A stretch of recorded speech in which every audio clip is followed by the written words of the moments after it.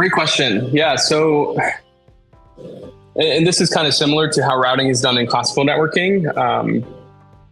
So there's this notion of kind of centralized, sometimes called like SDN controllers, where you have this kind of central brain of the network, and this brain can take into account like global properties of the network. So it knows, things are going on at a global scale and can make these routing decisions, in some centralized way.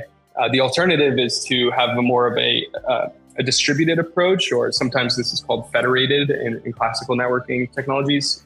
So the idea here is that you can distribute certain workloads across different controllers that are responsible for managing their part of the network, right? And so this kind of hierarchy of controllers and this federated distributed approach would involve like communication between these distributed controllers and in conjunction with maybe some kind of global entity. So different ways of doing this. A lot of these functions and computations, as I mentioned before, they can be done on CPUs, or if you want to run some complex algorithm on a GPU, then by all means go ahead and do that.